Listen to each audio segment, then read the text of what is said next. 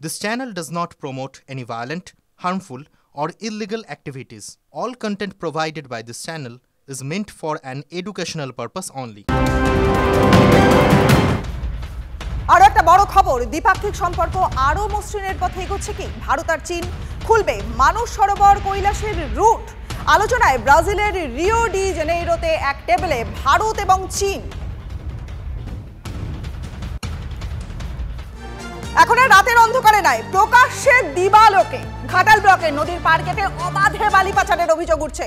বালি তোলার কোনো বৈধ কাগজপত্র দেখাতে পারেননি ট্রাক্টর চালকরা। স্থানীয় বাসিন্দাদের অভিযোগ যে ঘাটাল ব্লকের সিংহপুর এলাকায় সেখানে কয়েকদিন ধরেই ঝুমি নদীর পাড় থেকে বালি কেটে ট্রাক্টরে করে চলছে অবাধে পাচার। স্থানীয়দের আশঙ্কা যে এরকমভাবে বালি তোলার ফলে বর্ষার সময় নদীর বাঁধ ধসে গিয়ে নদীগর্ভে চলে যেতে পারে এলাকার বেশ কয়েকটা বাড়ি। বালি তোলার পেছনে তৃণমূল নেতাদের মদত রয়েছে বলেও অভিযোগ করছেন এলাকাবাসী থেকে বিজেপি, যদিও সমস্ত অভিযোগ অস্বীকার করেছে শাসক দল। এই যে নদী থেকে বালি তুলছেন, কোথায় যাচ্ছেন ভাই? বালি আপনারা তো নিয়ে যাচ্ছেন গাড়িতে করে।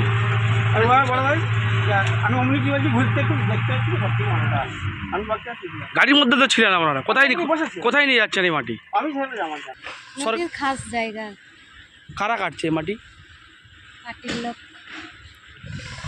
কোন পার্টি? দেশ থেকে তৃণমূল পার্টির লোকজন কাটছে।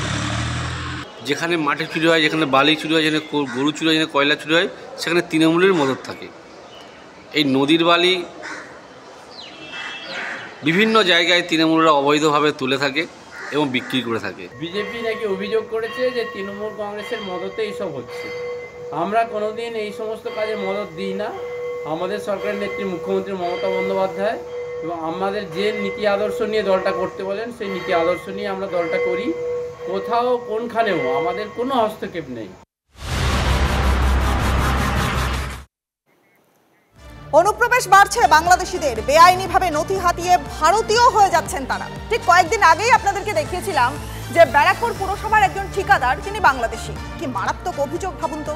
আর এবার আরো একটা বড় অভিযোগ সামনে আসছে। কলকাতায় মিনি বাংলাদেশ, অভিযোগ তুলছে বিজেপি। এই যে শহরটা দেখছেন, এর নাম গুলশান। বাংলাদেশের রাজধানী ঢাকার অন্যতম হাই প্রোফাইল এলাকা। জমির দাম আকাশ ছোঁয়া। কলকাতাতেও গুলশান রয়েছে, নামটা গুলশান কলোনি। সেই গুলশান কলোনিতেও কি এক টুকরো গুলশান তৈরি হচ্ছে? সোজা কথায়, কলকাতায় কি চুপি চুপি মিনি বাংলাদেশ গড়ে উঠছে? কসবার কাউন্সিলরকে খুনের চেষ্টার পর থেকেই শিরোনামে গুলশান কলোনি। অভিযুক্ত গুলজারের বাড়ি এই গুলশান কলোনিতেই। কয়েকশো বিঘা জমির উপরে তৈরি হয়েছে এই গুলশান। না, বাংলাদেশের গুলশান নয়, কলকাতার গুলশান। যদিও বিজেপির অভিযোগ, আদতে বাংলাদেশের গুলশানই আস্তে আস্তে হয়ে উঠেছে কলকাতার এই গুলশান। গুলজার সুশান্ত টানাপোড়েনের মধ্যেই নাম উঠে এসেছে জুলকার হায়দারের। দুপক্ষই পরস্পরের বিরুদ্ধে জলাজমি ভরাট করে বহুতল বানানোর অভিযোগ তুলেছে। সেই বেআইনি বহুতলে কারা থাকছে জানেন? বিজেপির অভিযোগ, শাসক দলের মদতে বাংলাদেশে অনুপ্রবেশকারীদের ডেরা হয়ে উঠেছে গুলশান কলোনি। কিভাবে সরকারি নজর এড়িয়ে বেআইনি নির্মাণ, আদালতের হস্তক্ষেপ চেয়ে আইনি পদক্ষেপের ভাবনা বিজেপির। যাক না, ওরা সব জায়গায় কোর্টে যাবে, মুখ থুবড়ে পড়বে। ছবি আছে, বাংলাদেশি বসিয়েছে।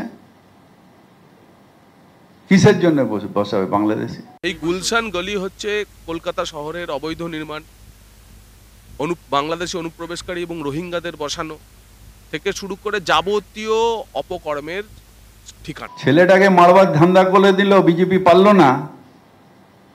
আর এখন আকিবুল, বাকিবুল, টাকিবুল, বাংলাদেশি সব অনেক গল্প বেরোবে। শাসক দল রয়েছে, পুলিশ, স্থানীয় থানা রয়েছে, তাদের গোচরে, তাদের জানা অবস্থাতেই সবকিছু হচ্ছে। বাংলাদেশ থেকে লোক আসছে, বসে যাচ্ছে, এটা না। ক্যানিং থেকে লোক আসছে, বাসন্তী থেকে আসছে, অন্য জায়গা থেকে আসছে।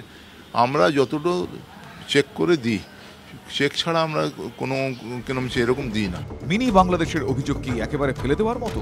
3 বছর আগেকার একটা উদাহরণে চোখ বোলানো যাক। 2021-এর 12ই ডিসেম্বর কলকাতা পুলিশের সঙ্গে উত্তরপ্রদেশ ATS এর হানা। তখন লখনৌয়ে গ্রেফতার হয় কয়েকজন অনুপ্রবেশকারী বাংলাদেশি। মফিজুর রহমান নামে এক বাংলাদেশি পাচার চক্রীর নাম উঠে আসে।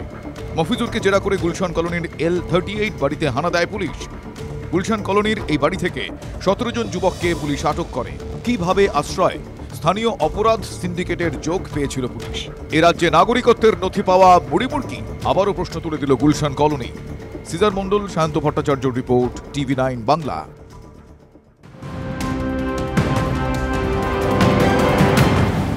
চা বাগানে বিপদ বাড়ছে বন্যপ্রাণীদের। পশুদের মুক্তাঞ্চলে সেই বিপদের নাম ব্লেড তার।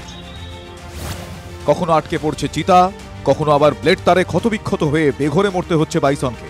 এমন সব ঘটনার পরেও ভয়ঙ্কর ব্লেড তার থেকে রেহাই মিলছে না ডুয়ার্সের পশুদের। দুপজোড়ায় চিতাবাঘ আটকে পড়ার পরেই বন দপ্তর ব্লেড তার খোলার নির্দেশিকা জারি করে, কিন্তু অনেক বাগান কর্তৃপক্ষই সেই নির্দেশে আমল দেয়নি। অন্তত সেই ছবি ধরা পড়ল ডুয়ার্সের বানারহাটের বেশ কয়েকটি চা বাগানে। आदमी लोग को हम लोग को तो कोई दिक्कत नहीं है। अगर गाय बछड़ा या हाथी आ जाए फिर हाथी का लिए तो आपका रास्ता अलग है, इधर से नहीं आता है।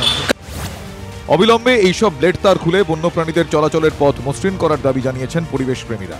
হাতির করিডোর এরিয়াগুলোতে ব্লেড তার খোলা উচিত, না হলে কিন্তু এইভাবে বারবার বন্যপ্রাণী আহত হবে। দ্রুত তদন্ত করে ব্লেড তার খোলার জন্য পদক্ষেপের আশ্বাস দিয়েছে বন দপ্তর। এই মুহূর্তে আপনি বললেন, আমরা ব্যাপারটাকে খোঁজ নিয়ে দেখবো এবং বাগান ম্যানেজমেন্টের সাথে কথা বলবো। ডুয়ার্সে বানার থেকে রনি চৌধুরী, TV9 বাংলা। দেখুন, রেয়ার ডিজিজ বা বিরল রোগের ওষুধ এবার থেকে সরকার নিজেই কিনে রাখবে। দরকার মতো তার রোগীদের দেওয়া হবে। এক তো অধিকাংশ বিরল রোগের চিকিৎসা নেই, আর দ্বিতীয় হলো যেসব রোগের ওষুধ আছে সেসব ওষুধের দাম সাধারণ মানুষের ধরাছোঁয়ার বাইরে। বিরল রোগ নিয়ে ইন্ডিয়ান কাউন্সিল অফ মেডিকেল রিসার্চের ডিরেক্টরকে মাথায় রেখে একটা কমিটি তৈরি করা হয়েছে। ঠিক হয়েছে যে আগামী দিনে সরকার নিজেই বিদেশি কোম্পানির কাছ থেকে ওষুধ কিনবে এবং তা রোগীদের দেওয়া হবে। কিছু বিরল রোগের ওষুধ যাতে দেশে তৈরি করা যায় সেজন্য গবেষণার কাজেও টাকা দেওয়া হবে। আপাতত 13টি বিরল জিন ঘটিত রোগকে চিহ্নিত করেছে বিশেষজ্ঞ কমিটি।